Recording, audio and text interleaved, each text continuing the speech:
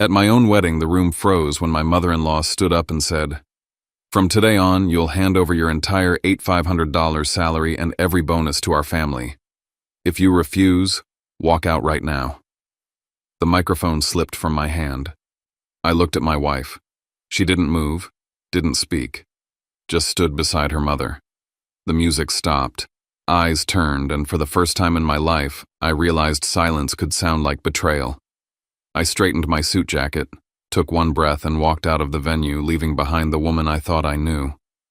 A few hours later, my phone rang, and that call changed everything. But before I share my story with you, I'd love to know you're here with me. Drop a simple hi in the comments so I know you're listening, or tell me where you're watching from. I love to see how far my story can reach. Thank you. And now, let me tell you everything. My name is Lachlan Vane, and this is not just a story about a ruined wedding. It's about how losing everything at the altar became the first moment I truly stood up for myself. If you believe every story deserves to be heard, please subscribe. It helps more than you know. The snow outside fell in quiet flakes, the kind that muffled the world and made every sound inside sharper. The jazz band faded as the MC handed me the microphone. I smiled, ready to thank our guests, ready to seal a new chapter of my life with grace. But before I could say a word, Rowena Wynne, my mother-in-law, rose from her chair, crystal glass in hand. Her voice cut through the music like a blade. "From today on," she said, "every syllable clear, you will hand over your entire $8,500 salary and every bonus to our family trust. If you refuse, you can walk out of this wedding right now." For a second, I thought I misheard her. The air grew heavy, the chandeliers trembling slightly from the silence. I turned toward Alessia, my wife. Her hand rested lightly on her mother's shoulder, her eyes on the floor. She didn't move. She didn't speak. She didn't stop it. I looked around. Some guests whispered behind their napkins. Others pulled out their phones, pretending to text while recording. The photographer lowered his camera, unsure whether to keep shooting. The microphone felt heavier in my palm. For years, I'd worked on construction sites across Colorado, building bridges, highways, and overpasses that carried people toward their dreams. I'd built everything with my hands. But in that moment, standing there in a designer suit beneath golden lights, I realized the only thing I couldn't build was respect from a family that measured worth in control. "Rowena," I said evenly, "you've made yourself clear." Then I placed the microphone back into the MC's trembling hand. I adjusted my tie, straightened my suit jacket, and looked at my father sitting at the back. His calm eyes told me everything. We'd had this talk before. He'd told me, "If someone ever grabs the mic from you, son, you have the right to walk away." So I did. As I crossed the aisle, the sound of murmurs followed me like an echo. I passed Rowena, who looked pleased with her power, and Alessia, who looked smaller than I'd ever seen her. When my hand touched the glass door, I caught my reflection. The fabric of my suit lay smooth against my chest, not a single crease. For the first time, I didn't see a man running from shame. I saw a man walking toward freedom. A server near the door whispered as I passed, "People are filming this. It's going viral." His words didn't sting. They only confirmed what I already knew. Truth travels faster than secrets. Outside, snow dusted the parking lot. My truck sat by the side entrance, and in its back seat, a small overnight bag waited packed 2 days earlier just in case. I'd hoped I'd never need it. I was wrong. My father joined me without a word. We stood under the awning, watching the lights of Boulder blur behind the snowfall. Inside, applause stuttered confused, then died out completely. I could still hear Rowena's voice echoing faintly through the glass. "He'll come back. They always do." She was wrong. As we pulled away, the tires crunched over the frozen ground. The silence between us wasn't empty. It was a kind of understanding only built through years of surviving storms together. My father finally spoke, eyes fixed on the road. "Proud of you, son." "Thanks," I said quietly. My hands gripped the steering wheel steady. "For once, I think I am too." Hours later, back in the dim light of a motel off Route 36, my phone buzzed against the nightstand. Unknown number. I stared at the screen, the snow still falling outside. I didn't answer yet. Whoever it was that call would decide what came next. Months before that wedding, I'd sat at a dining table long enough to seat 20, surrounded by chandeliers and the quiet hum of wealth. The first time I visited the Wynn estate in Highlands Ranch, I was more nervous than I cared to admit. Alessia squeezed my hand as we stepped through the carved mahogany doors, but even her touch couldn't settle the knot in my chest. The walls were lined with portraits of ancestors who all looked like they'd never known a day of uncertainty. The air smelled faintly of polished oak and power. Dinner began with small talk about Denver's skyline and the upcoming real estate conference. Then Malcolm Wynn, Alessia's father, folded his napkin neatly and leaned forward. "Marriage," he said, "is a partnership. But like any partnership, it works best when one person leads." Rowena smiled, that tight managerial smile. "We have a family system, Lachlan. A tradition. Every income that enters this family goes through one account. It's how we maintain stability." She took a sip of wine, eyes sharp. "May I ask your salary?" I blinked. "You may," I said. "But I might not answer." Malcolm chuckled, but there was no humor in it. "He's got spirit." Rowena didn't laugh. "It's important to be transparent. Alessia's finances are part of the Wynn portfolio. We can't have loose ends." Alessia's fingers tightened around her fork. "Mom, maybe now isn't," Rowena cut her off. "We're just having an honest conversation." "Lachlan, how much do you make?" I met her eyes. "Enough to live. Enough to save. Enough to never owe anyone in this room." For a moment, the clinking of cutlery filled the silence. Gareth, Alessia's younger brother, leaned back with a smirk. "The family trust keeps everyone safe," he said. "When the tide gets rough, that fund bails people out. It's kind of a safety net." Rowena's look warned him to stop talking, but it was too late. The way Alessia's gaze darted toward him told me more than words. Someone had already been bailed out. I glanced down as Gareth bent to pick up a folder that had slipped from his briefcase. A few papers fanned out across the floor: casino logos, loan numbers, red stamps, gambling debts. He snatched them up quickly, eyes flashing with embarrassment.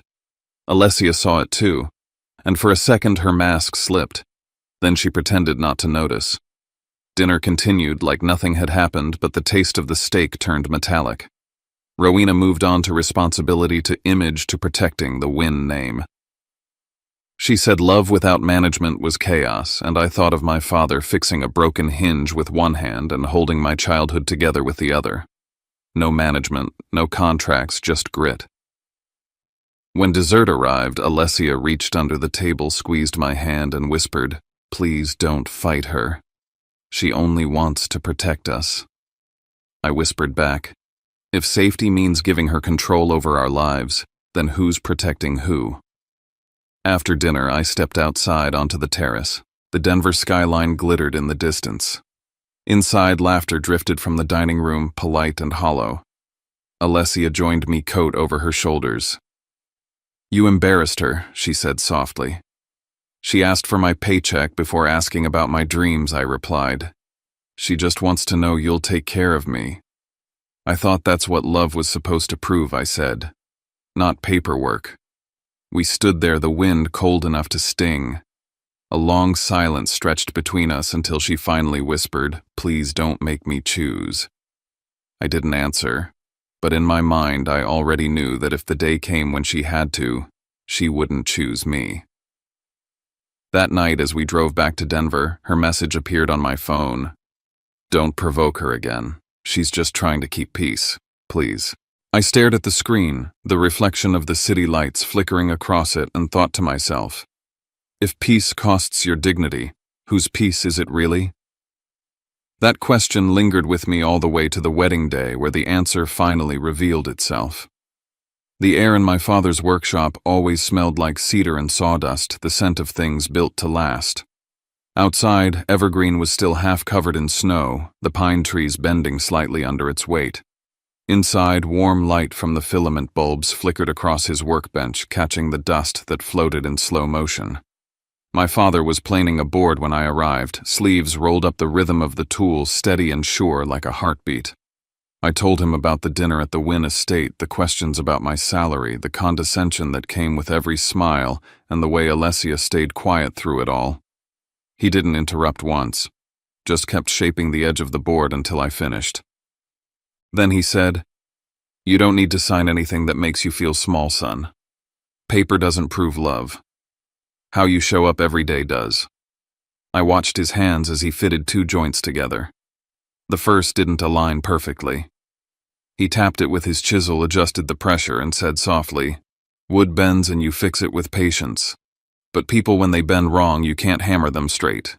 You let them carry their own weight until they learn balance." He reached up to a shelf, pulled down an old hammer, its wooden handle worn smooth from years of use. "This one's been with me since before you were born," he said, handing it to me. "When someone tries to take away your microphone, remember you still have this." The hammer was heavy, solid, real. It wasn't just a tool. It was a reminder of everything I'd been taught: earn your keep your word, and never let anyone else decide your worth. I ran my thumb over the initials carved faintly on the handle, EV.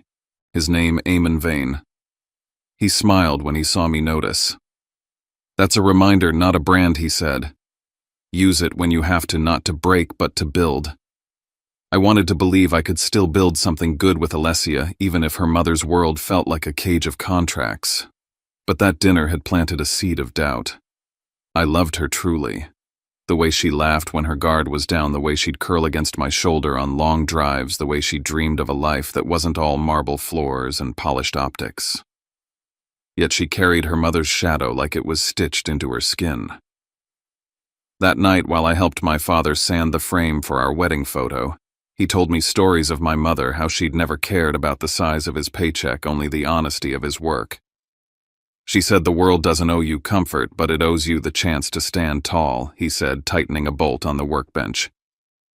That's all a good life is. Later, as we closed up, his phone rang, a number from Denver's Port Association. He listened, nodded once, and hung up. "Old friend," he murmured, wiping his hands on a rag. "Says there's a man named Damon Graves investing in infrastructure downtown. Different kind of investor, apparently. One who cares more about character than credit scores." He didn't say more, but something in his tone lingered with me like a spark I couldn't place. Before I left, he packed the hammer in a small cloth wrap and placed it in my hands. "If the world ever tries to take something that's yours, Lachlan, use your words first. But if they try to take your dignity, walk away and carry this instead." I nodded, throat tight. On my way out, I saw the unfinished frame for our wedding photo resting on his bench corners, still unjoined, waiting for glue and nails that might never come. Snow started falling again, soft and deliberate. I put the hammer beside me in the truck and whispered, "I'll keep it safe, keep it." That night, as I drove back toward Denver, I kept thinking about his last words before I left: "Hold the hammer, if you must, son, and be ready to walk." I tightened my grip on the wheel and asked myself, would I really have the courage to do it if that day came? 2 weeks before the ceremony, everything about our wedding stopped feeling like ours. The Wynn family had taken over the plans like they were drafting a corporate merger. Guest lists, floral contracts, even the playlist, every decision passed through Rowena's approval. She called it efficiency. I called it ownership. I spent my days out at the site, overseeing a bridge repair outside Denver, coming home covered in dust while Alessia's world was buried in seating charts and dress fittings. She tried to smile through the exhaustion, but I could tell she was being pulled between us, between the life she wanted and the one she'd been raised to obey. One evening, I stopped by the venue after work, still in my safety vest, to check the setup. I found Rowena there, clipboard in hand, rearranging the florist's designs. "Mr. Vane," she said without looking up, "we pride ourselves on tasteful events. The Wynn name has a certain standard." "I thought it was our wedding," I said. She finally looked at me, her eyes sharp beneath flawless makeup. "We're investing in your future image, Lachlan. Presentation matters." Later that night, I reviewed the invoice list she'd sent Alessia for approval. The deposit for the venue, $20,000, hadn't come from her personal account, but from Wynn Estates, her company, with a note at the bottom: investment in family image. I mentioned it to Alessia, and she tried to explain it away. She just wants the wedding to reflect who we are. Who we are or who she wants us to be, I asked. Her voice trembled. She's proud. She wants people to see we belong. I don't need her money to belong, I said. I don't want to owe her anything. That night she cried, shoulders shaking under the soft light of our living room. If you keep pushing her, she won't come to the ceremony, she said. I wrapped my arms around her, holding her until she stopped trembling, but inside something cracked. For the first time I realized love wasn't always enough to bridge two worlds. A few days later I came home early and caught a conversation through the kitchen speakerphone. Rowena's voice was sharp and low. Once he starts transferring his paycheck, Gareth will have the liquidity to smooth over your numbers. The wedding will silence the rumors. Just make sure he signs the paperwork afterward. My chest tightened. I stepped back quietly, hit record on my phone, and captured the rest of her words. She ended with a laugh that didn't sound like relief, more like victory. That night an email arrived from Gareth meant for someone else. Attached was a spreadsheet labeled Family Trust Projections. I opened it and froze when I saw my name, L. Vane, $8,500 monthly contribution bonuses included.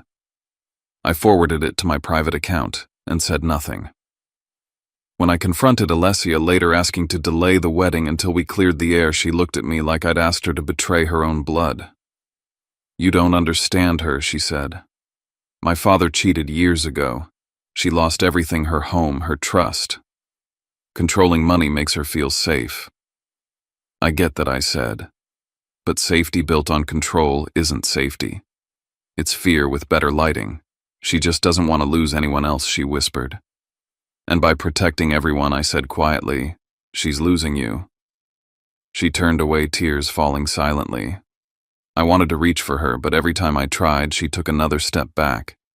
That's when I knew the distance between us wasn't measured in feet.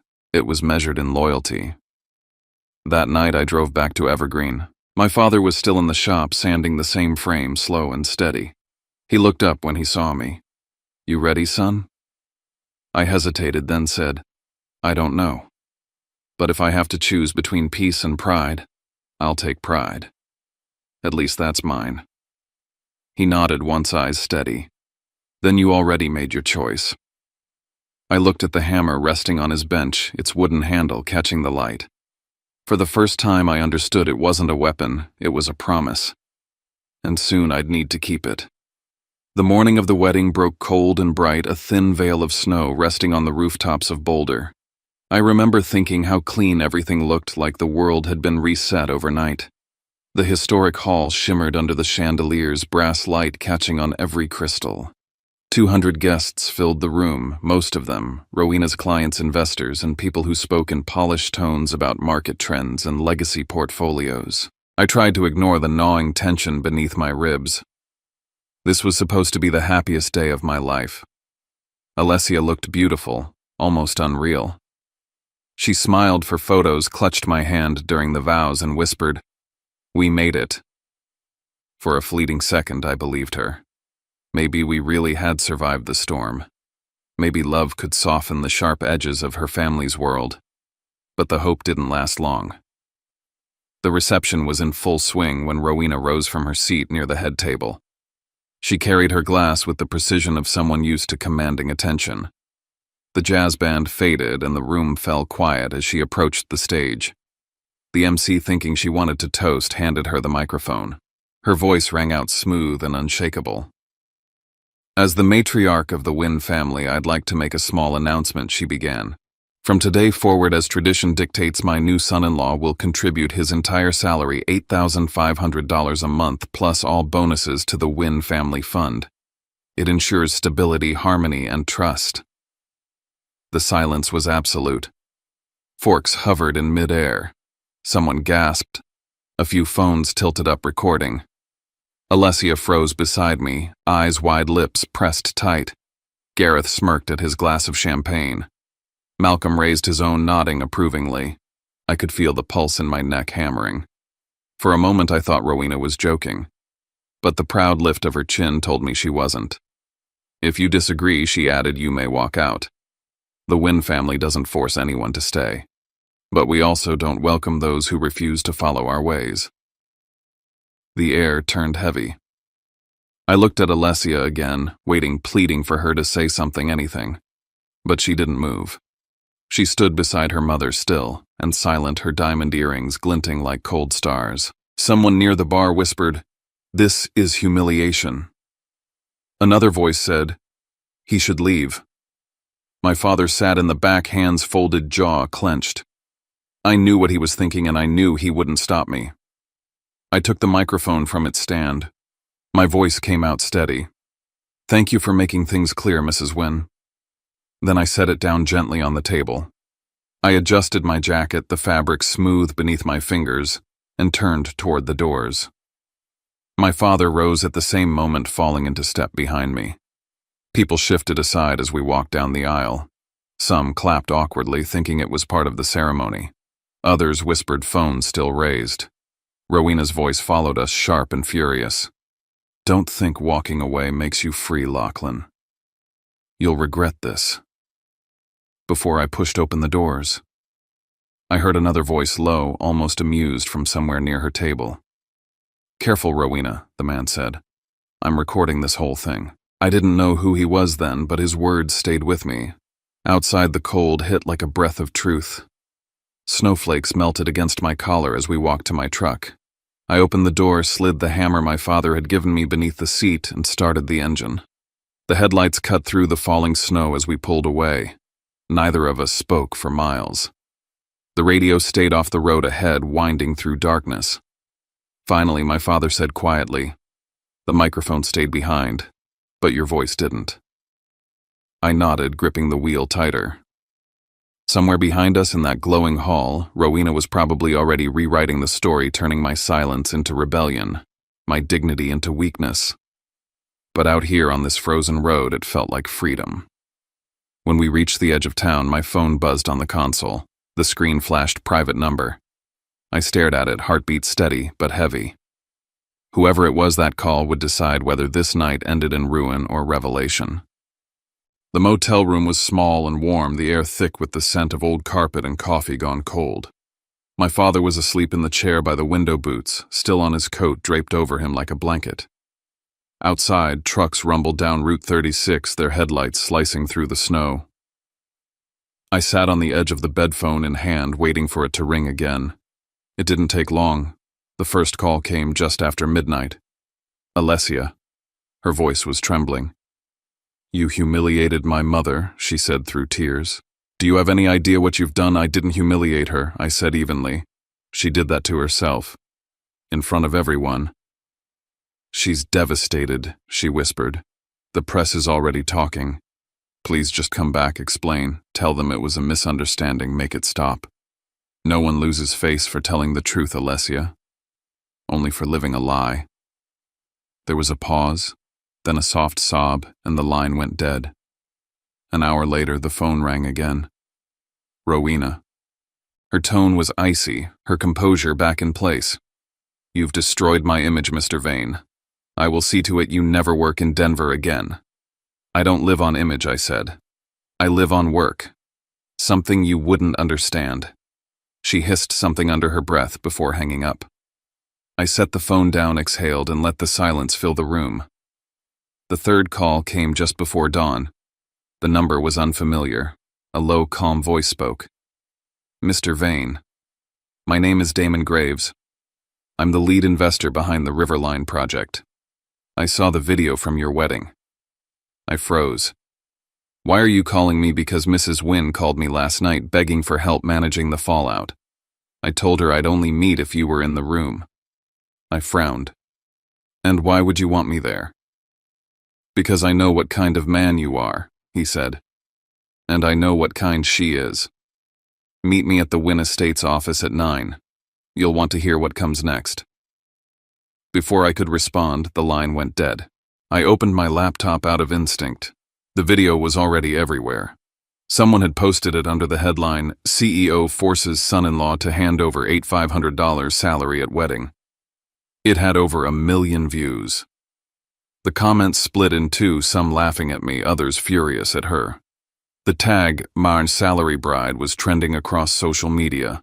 The empire she'd built on reputation was starting to crack. My inbox pinged. A new message from an address I didn't recognize. There was no subject, only a single attachment, a short video clip. I hesitated, then opened it. The footage was grainy shot on a phone. It showed Rowena and Gareth after the reception. Her voice was unmistakable. "Don't worry," she said. "We'll spin this. We'll tell people he's unstable, that he panicked under pressure." I saved the clip to my drive and stared at the screen until the image blurred. My father stirred in his chair. "Everything okay?" he asked. "Better than I thought," I said. "Worse for them." He rubbed his eyes, then leaned forward, elbows on his knees. "Damon Graves," he said slowly. "That name sound familiar to you?" I shook my head. "Your mother once helped a young man named Damon when he was starting out, gave him a place to stay after a storm hit the port. He promised one day he'd repay that kindness. Seems like he's finally found a way." I looked out the window. Snow was still falling thick now, covering the roads and the silence. The glow of the motel sign flickered red across the windshield of my truck outside. My phone buzzed one last time. A message from Alessia. "They're calling an emergency meeting. Mom's losing control." I didn't respond. I sat there staring at the hammer resting on the nightstand, the initials still carved into its handle. My father stood stretched and placed his hand on my shoulder. "You going?" "Yes," I said. "But not to save them. To save what's right." He smiled faintly, pride soft in his eyes. "That's the Vane way."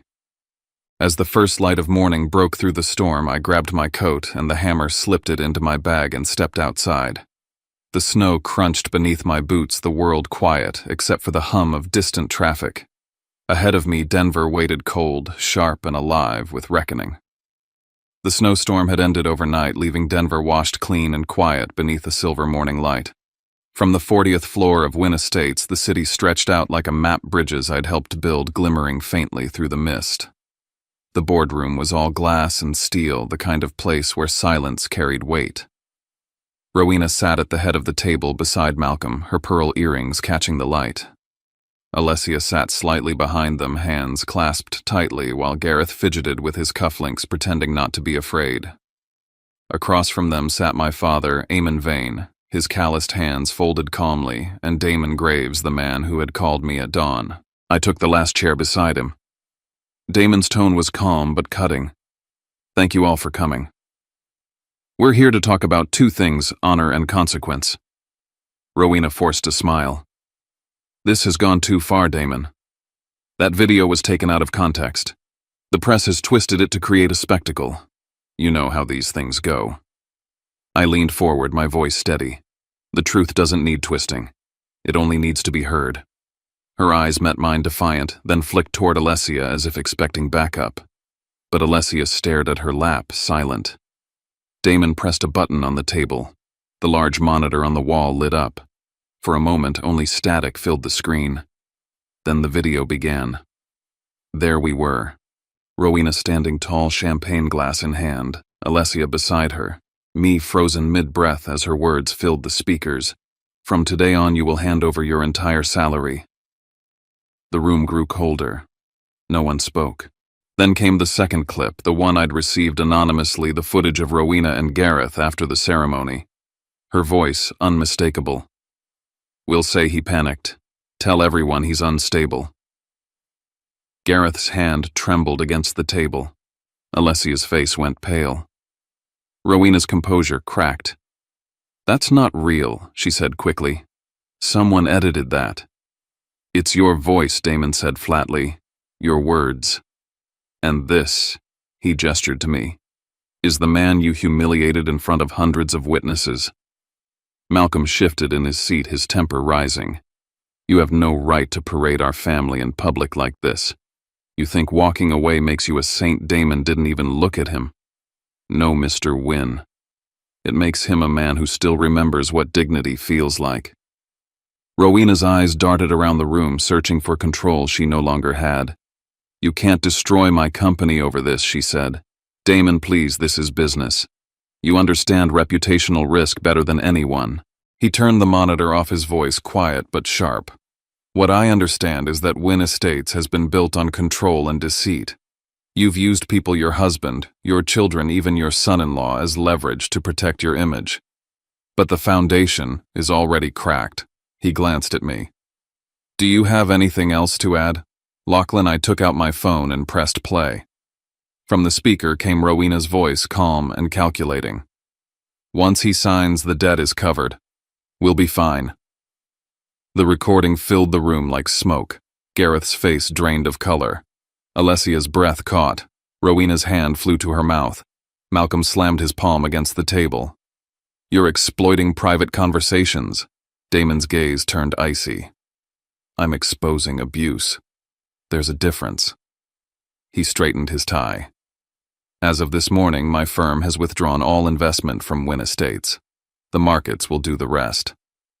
Rowena's poise finally crumbled. She sank into her chair, whispering, You can't. Damon, please, you can't. He looked at her with something almost like pity. I can, and I will. Because a woman once taught me that respect isn't given, it's earned.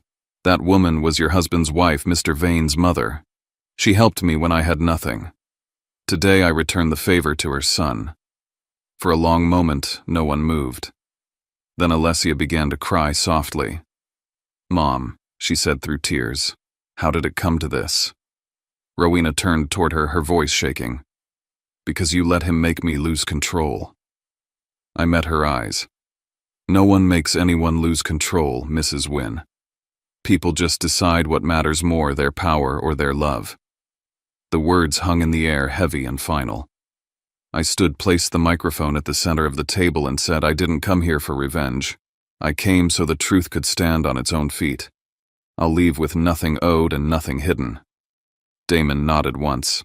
That's the only kind of victory worth keeping. I turned to leave. My father rose quietly, following me to the door. Behind us, the sound of phones ringing filled the room, alerts, messages, panic. The financial news networks had already begun their descent. Wynn Estates' stock was collapsing live. As we stepped into the hallway, I looked back through the glass. Rowena sat motionless, her empire disintegrating in real time. I thought of what my father once told me. No empire collapses from the outside, it rots from the foundation up. And hers had been crumbling for years. The elevator doors opened and the city below glowed gold under the thawing snow. I didn't look back again. 6 months later, spring had come to Evergreen. The snow was gone, replaced by the scent of pine and fresh sawdust. My father's workshop had grown into a small construction company, Vane Timberworks, specializing in cedar bridges for mountain resorts. I managed the operations. He oversaw the craft. Some mornings I still woke before dawn out of habit, brewed coffee, and stepped outside to feel the air. It carried the same quiet peace I'd been chasing for years. The newspapers had moved on to other scandals, but every now and then, a headline would remind me of what had happened. Rowena Wynn steps down after financial scandal. Wynn Estates faces investigation for misuse of funds.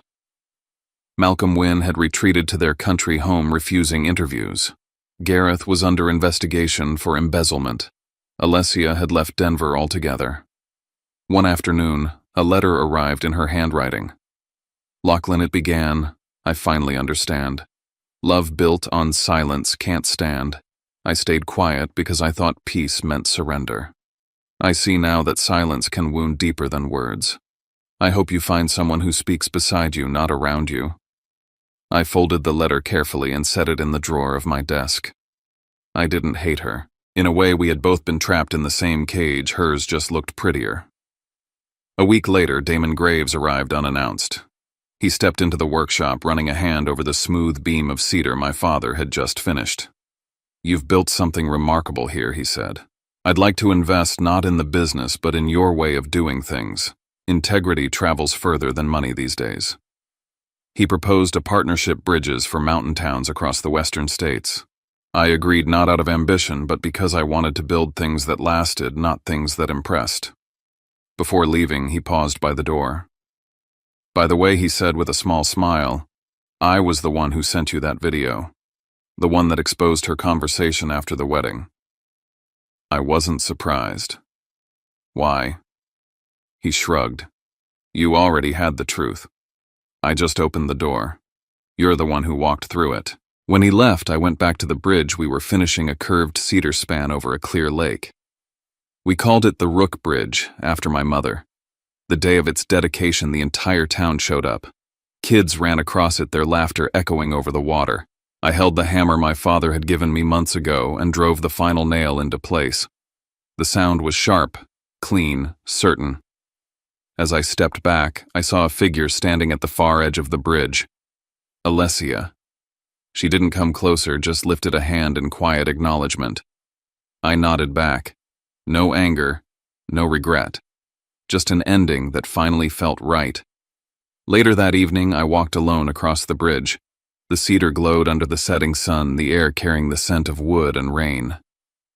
My father stood at the far end watching. Your mother would have been proud, he said. I smiled.